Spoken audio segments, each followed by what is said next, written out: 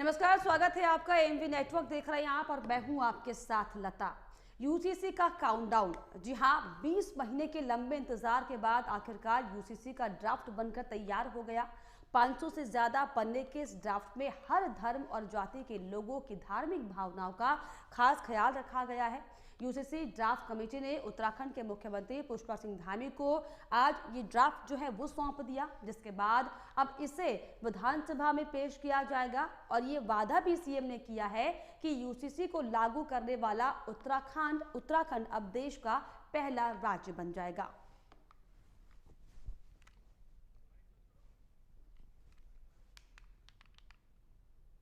वहीं ड्राफ्ट मिलने के बाद पुष्कर सिंह धामी ने कहा कि चुनाव से पहले उत्तराखंड की देवतुल्य जनता को वादा था और अब इस ड्राफ्ट के परीक्षण के बाद इसे विधेयक पर लाकर आगे बढ़ाएंगे। तो वहीं कांग्रेस प्रदेश अध्यक्ष करण माहरा ने इसे बेबुनियाद और बिना फायदे वाला ड्राफ्ट बताया है। रंजना प्रकाश देसाई जी की अध्यक्षता में जो समिति है, वो समिति हमारी बहुत विद्वान लोगों की समिति है और उन्होंने बहुत इस पर परिश्रम किया। अनेकों स्थानों पर गए, दिल्ली के अंदर भी उन्होंने जनसंवाद के कार्यक्रम किए और सब विद्वान लोगों के विचार उन्होंने संकलित किए हैं और आज हमको इन्होंने ड्राफ्ट सौंप दिया है। मैं समिति का दिल से धन्यवाद करता हूं और अब ये ड्राफ्ट जिसकी लंबे समय से सभी लोगों को प्रतीक्षा थी, आप सब भी लगातार पूछते रहते थे कि कब समिति ड्राफ्ट देने वाली है, तो वो शुभ दिन आ गया। और वो शुभ दिन, ये भगवान सूर्यदेव जब उत्तरायण में आए तो हमेशा से मान्यता रही है कि हमारे सारे मंगल कार्य शुरू हो जाते हैं, अच्छे काम शुरू हो जाते हैं, देवताओं के दिन आ जाते हैं। और ये देवताओं के दिन प्रारंभ हो गए। एक तरफ हमारे आदरणीय प्रधानमंत्री नरेंद्र मोदी जी के नेतृत्व में भगवान राम की प्रतिष्ठा राम जन्मभूमि पर हो गई, नया बजट भी आ गया, नए काम भी शुरू हो गए। और आज हमने भी जो संकल्प लिया था और जो उत्तराखंड की देवतुल्य जनता के साथ हमने जो वायदा किया था कि हम इस काम को पूरा करेंगे। वैसे ये यूसीसी जो है केंद्र का मसौदा है, ये राज्य से इसका लेना देना नहीं। अगर उत्तराखंड में लागू हुआ और बगल में हिमाचल, हरियाणा, दिल्ली, उत्तर प्रदेश में लागू नहीं हुआ तो ऐसे मसौदे का कोई फायदा नहीं होने वाला। यहाँ हमारी कुछ चिंताएं हैं। हम जानना चाहते थे इस ड्राफ्ट में एससी, एसटी, ओबीसी, हमारे माइनॉरिटी, हमारे जो थारू बुक्सा जनजाति के लोग हैं, हमारे जो जौनसार के लोग हैं, भूटिया जनजाति के लोग हैं, आदिवासी हैं, उनके अधिकारों में इसका कितना अतिक्रमण हो रहा है। अगर ये राज्य हित में, राष्ट्र हित में हुआ और किसी के अधिकारों का हनन इसमें नहीं है तो निश्चित ही कांग्रेस समर्थन करेगी राज्य हित में, राष्ट्र हित में। और अगर संविधान की धाराओं में दिए गए जो अधिकार हैं, कर्तव्य हैं, उनका अतिक्रमण इसमें होता है तो निश्चित ही इसमें हम विरोध भी करेंगे। तो यूसीसी के ड्राफ्ट में आखिर क्या क्या प्रावधान है, ये दरअसल हम आपको दिखाते हैं। अब ग्राफिक्स के जरिए यूसीसी ड्राफ्ट में 400 सेक्शन जो हैं वो बनाए गए हैं। 500 से ज्यादा पेज का ये ड्राफ्ट तैयार हुआ है बनकर। ड्राफ्ट में धार्मिक और परंपराओं से छेड़छाड़ नहीं किया गया है। इसके अलावा इस ड्राफ्ट में शादी का अनिवार्य रजिस्ट्रेशन होगा, ये बात साफ तौर पर कही गई है। बगैर रजिस्ट्रेशन किसी भी सरकारी सुविधा का लाभ नहीं मिल पाएगा। पति पत्नी दोनों को तलाक के समान आधार उपलब्ध होंगे, ये दरअसल इस ड्राफ्ट में साफ तौर पर बात कही गई है। लड़कियों की शादी की आयु बढ़ाई जाएगी। इसके अलावा पॉलीगैमी या फिर बहु विवाह पर रोक सख्त तौर पर लगाई जाएगी। उत्तराधिकार में लड़कियों को लड़कों के बराबर का हिस्सा मिलेगा।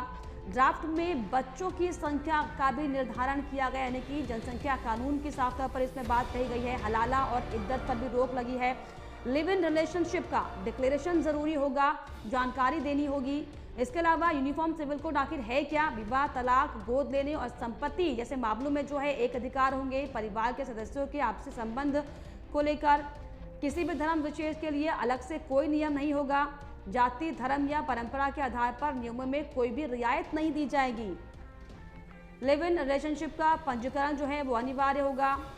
जनसंख्या कानून को लेकर भी इसमें प्रावधान जो है साफ तौर पर रखा गया। अब आपको बताते हैं कि यूसीसी लागू होने पर आखिर क्या बदलेगा। यूसीसी के तहत हर धर्म में शादी तलाक के लिए एक ही कानून होंगे, जो कानून हिंदुओं के लिए वही दूसरों के लिए भी होगा। तो यानी कि हर धर्म के लोगों के लिए सिर्फ एक ही कानून होगा, इसीलिए यूसीसी की मांग लगातार उठ रही है। शरीयत के मुताबिक जायदाद का जो है बंटवारा नहीं होगा, ये बड़ी बातें। यूसीसी लागू होने से क्या नहीं बदलेगा, धार्मिक मान्यताओं पर कोई फर्क नहीं पड़ेगा, धार्मिक रीति रिवाज पर भी कोई असर इसका नहीं होगा।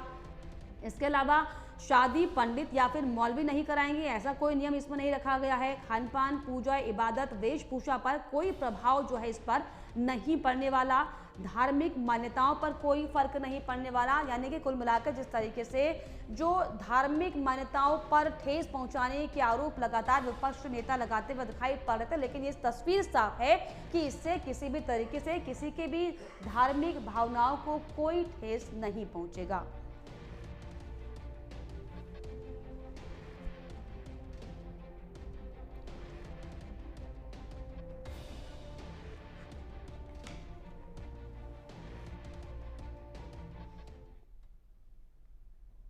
तो यूसीसी का जो है काउंटडाउन अब शुरू हो चुका है, क्योंकि आज जो है कमेटी ने अपनी जो रिपोर्ट तैयार की थी, जो ब्लूप्रिंट यूसीसी का तैयार किया था, वो सरकार को सौंप दिया। इस पर हम चर्चा करेंगे। मेरे साथ पूर्व कांग्रेस के विधायक जीतराम जी जुड़ गए हैं। आपका मैं स्वागत करना चाहूंगी जीतराम जी, और इसके अलावा मेरे साथ प्रमोद कुमार वरिष्ठ अधिवक्ता जुड़ गए हैं। प्रमोद जी, आपका भी बहुत बहुत स्वागत। सबसे पहले जीतराम जी, अब आज जो यूसीसी का ड्राफ्ट तैयार होने के बाद सरकार को सौंप दिया है, हालांकि जो आपके प्रदेश अध्यक्ष हैं वो ये कह रहे हैं कि दरअसल इसका कोई फायदा नहीं होने वाला जनता को, तो इस तरह की भ्रामक बातें आखिर क्यों?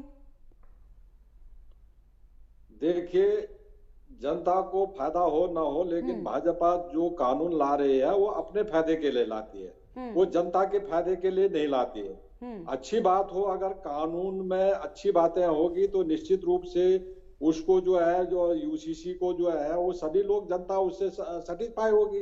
अगर जनहित में यूसीसी होगी तो निश्चित रूप से जनता उसको अप्रिशिएट करेगी।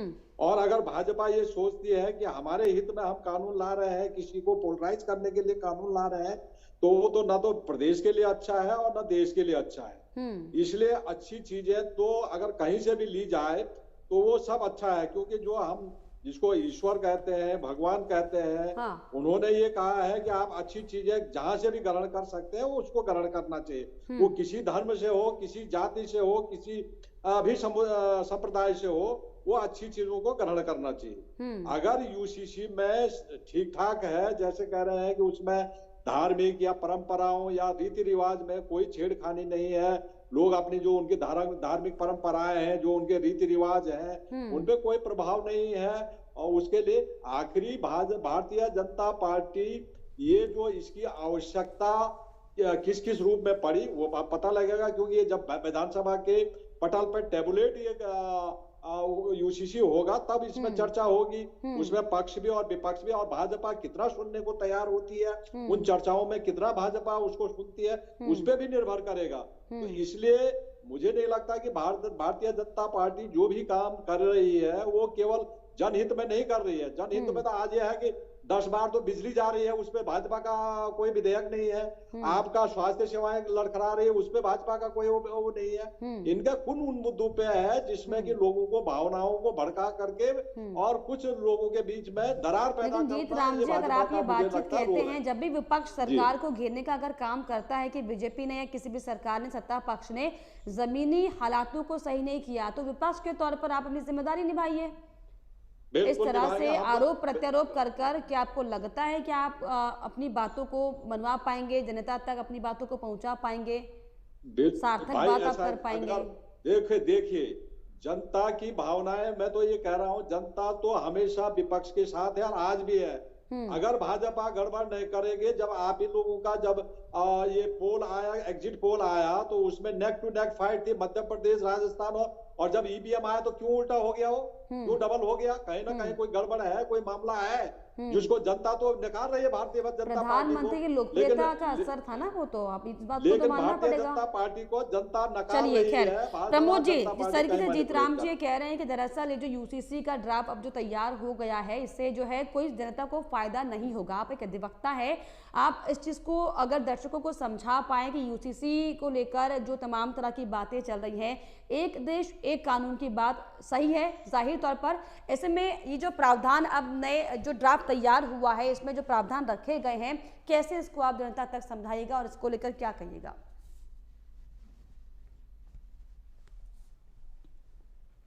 जो है भारत का संविधान या माननीय सर्वोच्च न्यायालय से ऊपर नहीं हो सकते। जब भारत के संविधान में आर्टिकल 44 क्लियर कह रहा है कि भारत में और स्टेट में इसको पावर दिया जाता है कि स्टेट धीरे धीरे, चूंकि उसमें आजादी हुआ था तो उन्होंने ये नहीं देखा था कि कहीं कई धर्मों का जो है अलग अलग हो, समान नागरिक संहिता नहीं होगा तो वो दिक्कत हो जाए। उसमें स्पेसिफिक वर्ड लिखा हुआ है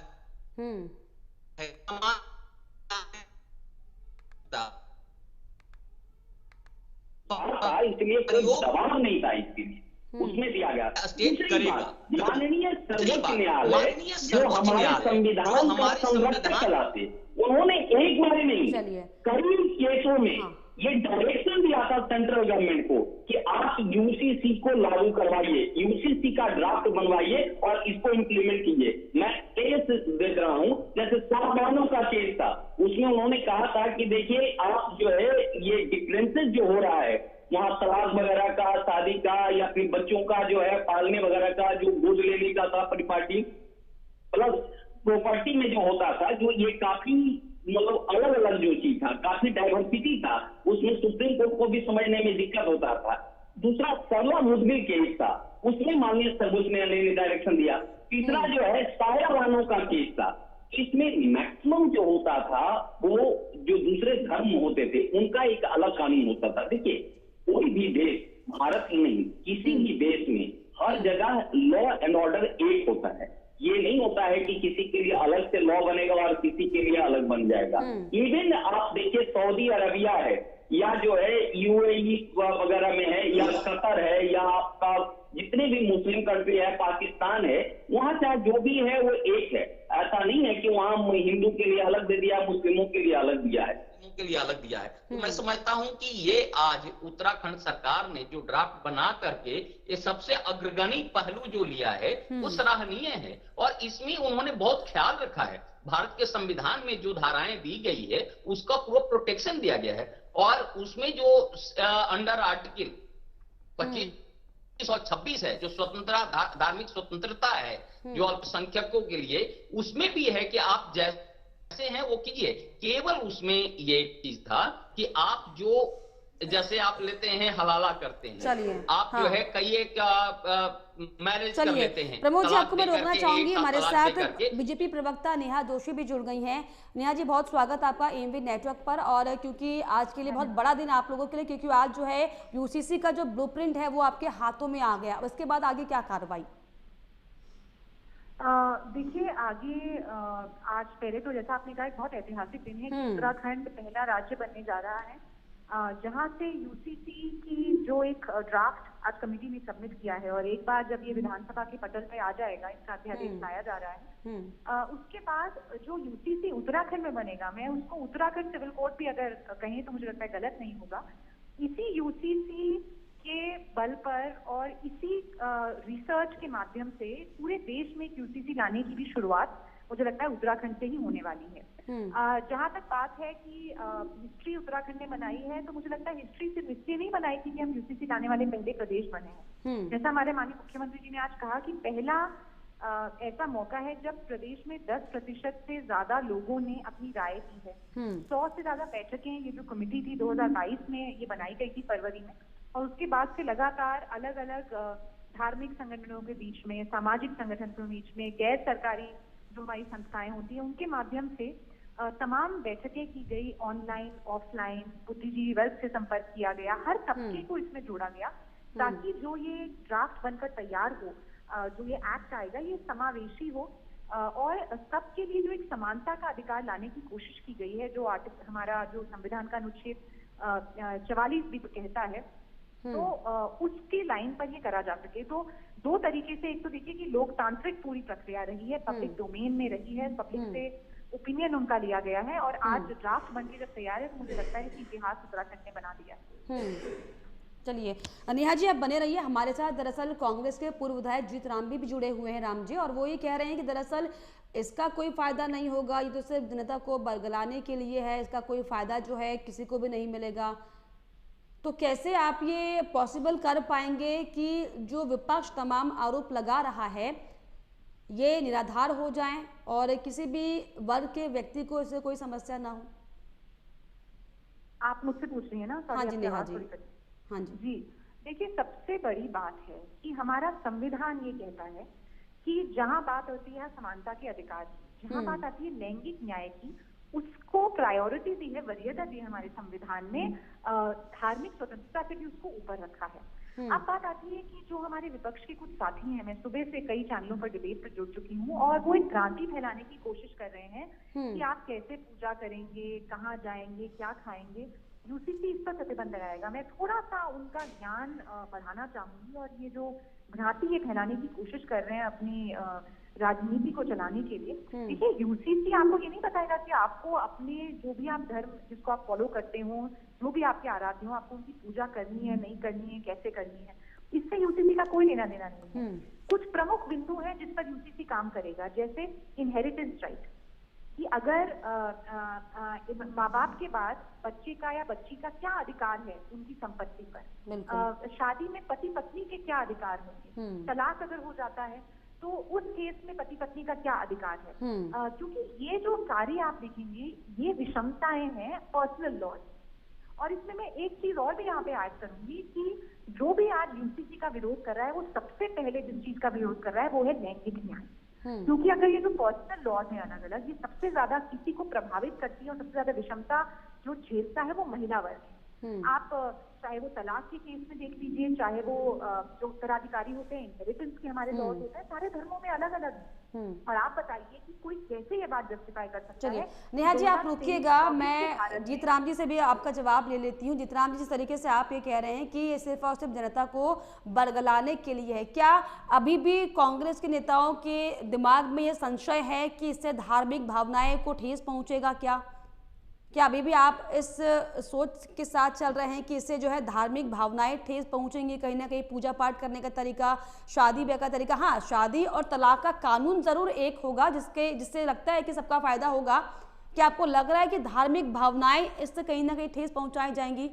जीत राम जी, देखिए जैसे न्यूज में हाईलाइट आ रहा है, जो रिपोर्ट सबमिट हुई है और न्यूज में हाईलाइट है कि पर धार्मिक परंपराओं रीति रिवाज पे कोई असर नहीं पड़ेगा, यही आप हाईलाइट दिखा रहे हैं। बिल्कुल हाँ, कि जो धार्मिक परंपराएं हैं, रीति रिवाज हैं, रिचुअल हैं जो लोगों के, उस पे कोई प्रभाव नहीं पड़ने वाला है। तो आखिरी जब प्रभाव नहीं पड़ने वाला है तो बीजेपी का इतना बवंडर मचाने का यूसीसी का क्या है?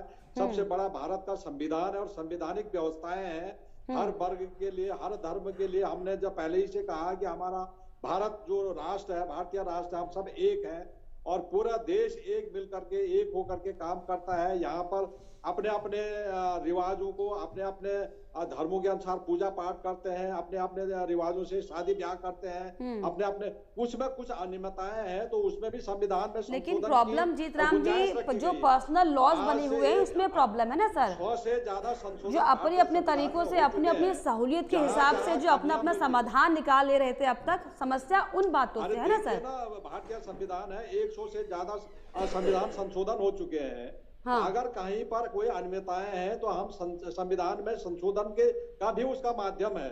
लेकिन ये जीत राम जी, आप इसके पक्ष में हैं? क्या आप इसके पक्ष में है? कांग्रेस इसके पक्ष में है? देखिए अभी पक्ष और विपक्ष की बात नहीं होती। जिस दिन टैबुलेट होगा डिटेल में यूसीसी को, जब चर्चा होगी विधानसभा के पटल पे, विधानसभा में डिबेट होगा, अगर भाजपा अगर सही मत से उसको डिबेट कराएगी तब हम कहेंगे कि भाजपा का सब सच और साफ रास्ता है और जो विपक्ष की भी बात सुनेगा भाजपा टैबुलेट होगा। अभी तो उन्होंने रिपोर्ट जमा की है, उस रिपोर्ट के अंदर कुछ हाईलाइट आपने बताया, हाईलाइटेड की धार्मिक भावना, धार्मिक में रीति रिवाज में कोई नहीं, धार्मिक बातों की तो कोई जिक्र ही नहीं है सर। इसमें जो जिक्र है वो ये है कि सबके लिए एक देश में एक कानून होगा, लड़कियों के लिए जो है शादी की उम्र बढ़ाई जाएगी ताकि वो ग्रेजुएट हो सके। इसके अलावा जो है शादी और तलाक के लिए एक कानून होगा, लड़कियां उतनी उत्तराधिकारी होंगी जितने लड़के होते हैं। क्या इन चीजों से आपको आपत्ति है? कि उसको आप संविधान के थ्रू भी क्या किया, हमने पहले 20 साल थी, 18 कर दिया, 18 के बाद 21 साल कर दिया। तो ये जैसे लड़की की उम्र 18 साल है, लड़के की 21 साल है, वो तो हमारे उसमें व्यवस्था है ही।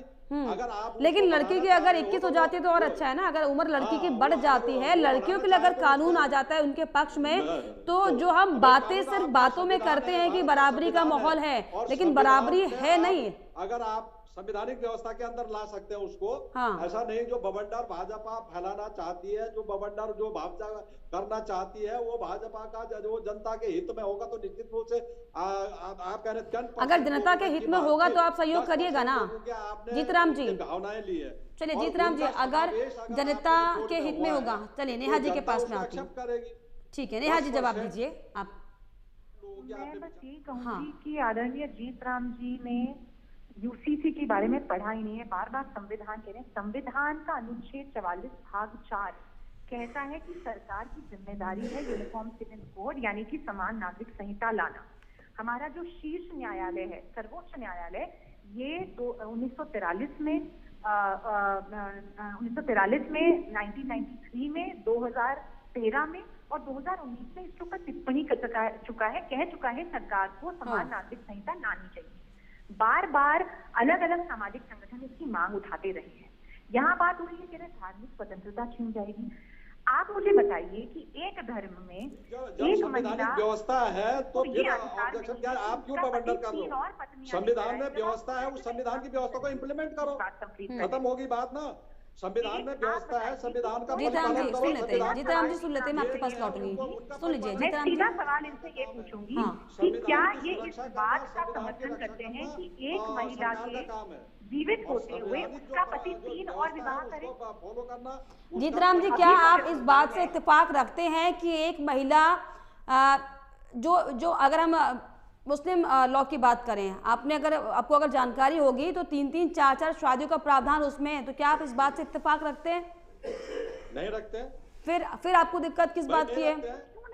उसमें कौन सी, लेकिन संविधान में जो व्यवस्था है, जब संविधान में समान नागरिक संहिता की व्यवस्था है, आपको सरकार जीतराम जी इससे तो आपको कोई नुकसान ही नहीं होने वाला है, क्यों बिना बात के माहौल बना रहे हैं? इससे आपको कोई नुकसान नहीं है, आम जन को कोई नुकसान नहीं है। हमको क्या नुकसान? आप जहाँ पर बैठकर पूजा पाठ करते हैं वहीं पर करिएगा, शादी ब्याह जो आपके तरीके वही रहेंगे। के अंदर है तो आपको क्यों बंडर करने की? भाजपा की आदत है किसी चीज को इतना मीडिया के माध्यम से इतना कर दो, इतना रखा दो। ये तो जीतराम जी तो वो वाली बात हो गई कि खिसियानी बिल्ली खंबा नोचे, खिसियानी बिल्ली खंबा नोचे। ऐसा बोल रहा है संवैधानिक प्रक्रिया के अंतर्गत आपको सरकार को उसका परिपालन करना है। इलेक्टेड चीफ मिनिस्टर ने एक कमेटी बनाई, उस कमेटी ने 2 खत्म बात हो जाती।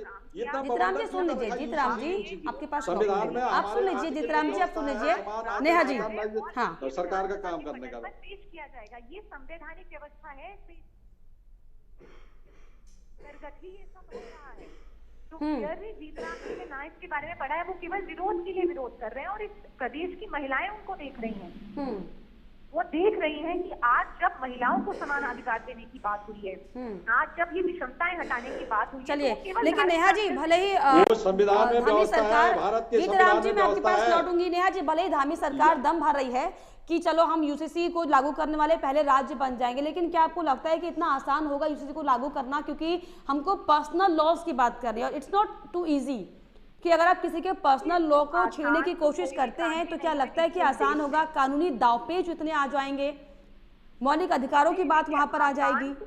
आसान तो भारत जैसे विविधताओं से भरे देश में कुछ भी करना आसान नहीं है, लेकिन जहाँ पॉलिटिकल विल होती है, इच्छा शक्ति होती है और संवैधानिक प्रक्रिया को फॉलो करते हुए कुछ चीज करी जाती है।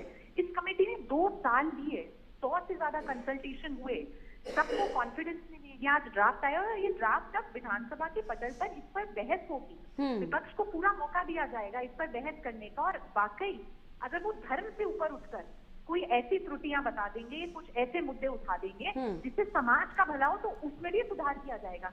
लेकिन सबसे पहली बात यह कि विपक्ष को यहाँ पर उन महिलाओं की सोचनी होगी, उस तबके की सोचनी होगी जो इन विषमताओं से लगातार परेशान था, जिसका जीवन इनकी वजह से दुश्वार था। जब तक विपक्ष ये नहीं सोचेगा तब तक मुझे लगता है कि इनकी जो ये धर्म केंद्रित राजनीति है वो सब देख रहे हैं और उसका परिणाम उन्हें 2024 में भुगतना पड़ सकता है। चलिए, वाकई ये बड़ी बात आपने कही कि 2024 का जो जिक्र किया, हालांकि आने वाला वक्त बताएगा कि जनता इसके कितने पक्ष में। फिलहाल आप तीनों ने समय दिया, बहुत शुक्रिया। नेहा जी बहुत शुक्रिया समय देने के लिए, अजीत राम जी बहुत शुक्रिया, प्रमोद कुमार जी बहुत शुक्रिया आपका समय देने के लिए, जानकारी हमसे साझा करने के। तो लगातार आपको बताएं कि आज जो है यूसीसी ड्राफ्ट को लेकर गहमा-गहमी का माहौल बना हुआ है, क्योंकि आज जो है ड्राफ्ट कमेटी ने राज्य सरकार को यानी कि धामी सरकार को इसका जो ब्लूप्रिंट था वो सौंप दिया। इसके बाद अब धामी सरकार ने भी ये साफ तौर पर आश्वस्त प्रदेशवासियों को किया है कि अब जल्द से जल्द प्रदेश में यूसीसी कानून लागू किया जाएगा और इसके बाद उत्तराखंड देश का पहला यूसीसी कानून को लागू करने वाला राज्य बन जाएगा। फिलहाल ये देखने वाली बात होगी कि कब तक ये कानून लागू